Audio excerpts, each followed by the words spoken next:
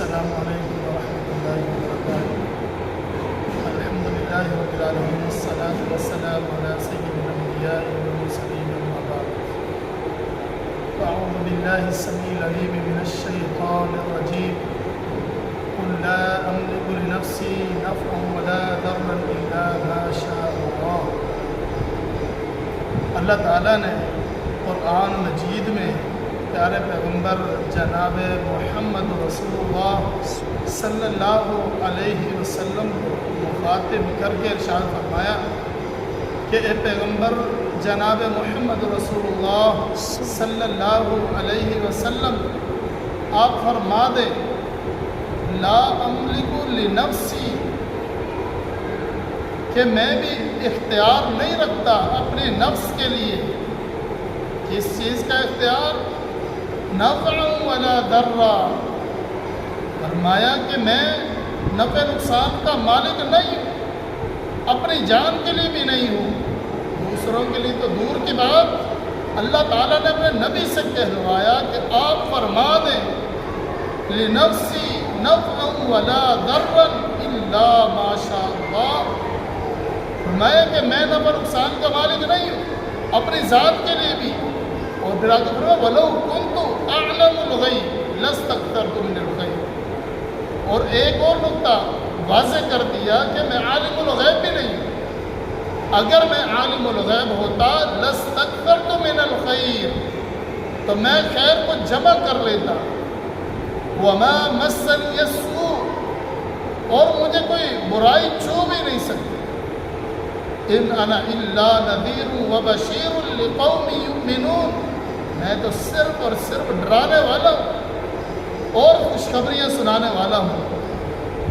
اور دوسرے مقام پر اللہ تعالیٰ نے فرمایا ولا تدعوا من دون اللہ ما لا ينفعك ولا يضرك۔ فرمایا کہ اللہ تعالیٰ کے علاوہ کسی کو نہیں پکارنا۔ کیوں نہیں پکارنا؟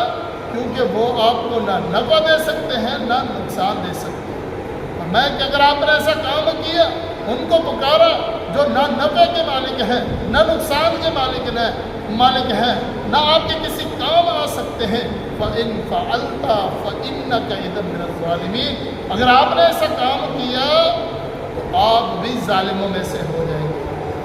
تو اب اللہ تعالیٰ کا تو فرمان یہ ہے، اور آگے پیغمبر علیہ السلام نے ارشاد فرمایا وَاعْلَمْ أَنَّ الْأُمَّةَ لَوْ اجْتَمَعَتْ عَلَىٰ أَن يَنفَعُوكَ بِشَيْءٍ لَمْ يَنفَعُوكَ إِلَّا بِشَيْءٍ قَدْ كَتَبَهُ اللَّهُ لَكَ۔ فرمایا کہ مسئلہ سن لو، سمجھ لو۔ ایک بچے کو آپ صلی اللہ علیہ وسلم مسئلہ سمجھا رہے ہیں، فرمایا کہ جان لو ان الامت لو اجتمعت، اگر پوری امت جمع ہو جائے، جمع کس پر ہو؟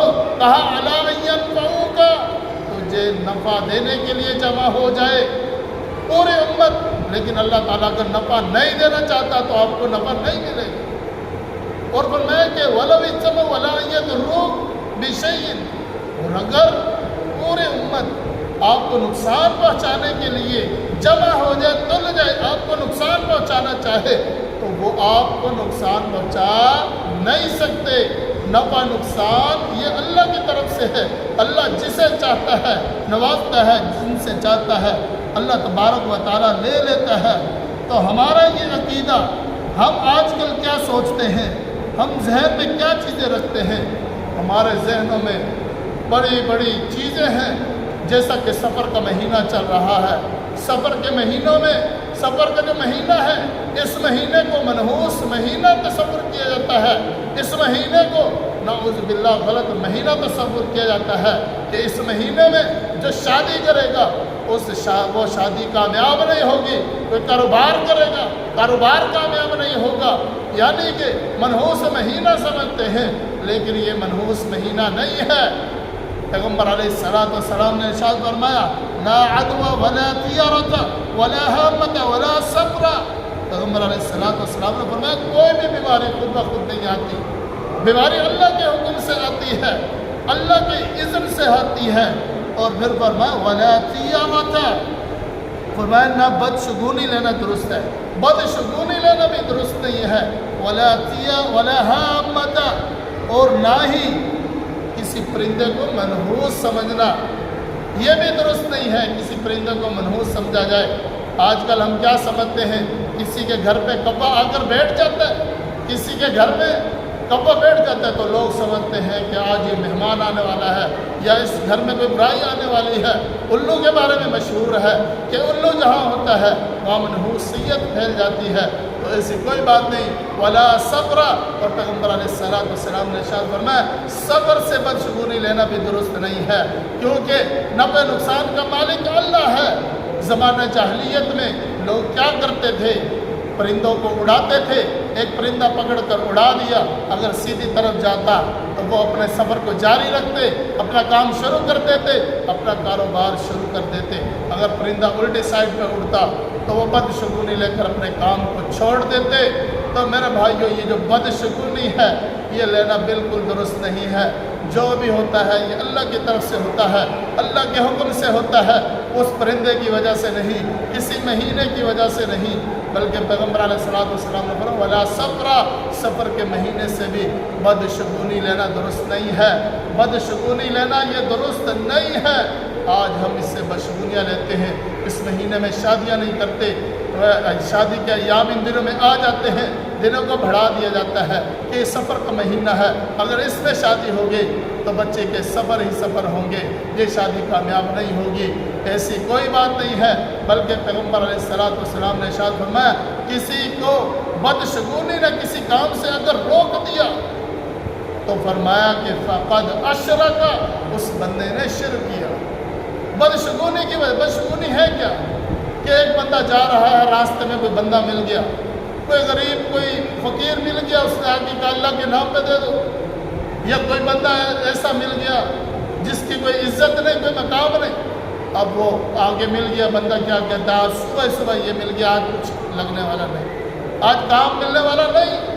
वो इस तरह की बदशगुनियाँ लेता है कि ये मिल गया है, इसकी वजह से आज मेरा नुकसान होगा, इससे मुलाकात हो गई है, इसलिए नुकसान हो गया। बाद औक़ात बच्चियों की शादियाँ होती हैं, कोई जब बच्ची शादी करके घर लाई जाती है, बहू बनकर आती है, अगर कोई दूल्हे वालों का कोई नुकसान हो जाता है तो वो क्या कहते हैं, ये नुकसान इस बहू की वजह से, जब से ये बहू घर में आई है तब से ये नुकसान हुआ है। तो ये बदशगुनी है। बदशगुनी लेना बिल्कुल दुरुस्त नहीं है। जो कुछ है अल्लाह के हुक्म से है, नफ़ा भी अल्लाह की तरफ से है, नुकसान भी अल्लाह की तरफ से है। इसका ताल्लुक़ किसी महीने से, किसी परिंदे से, किसी के मिल जाने से इसका कोई ताल्लुक़ नहीं है। किसी से बदशगुनी नहीं लेनी चाहिए। अल्लाह ताला से दुआ है कि अल्लाह तबारक व तआला जो सुनाया है उस पर अमल करने की तौफ़ीक़ अता फ़रमाए। अक़ूलु क़ौली हाज़ा अस्तग़फ़िरुल्लाह ली व लकुम व लिसाइरिल मुस्लिमीन वल हम्दुलिल्लाह।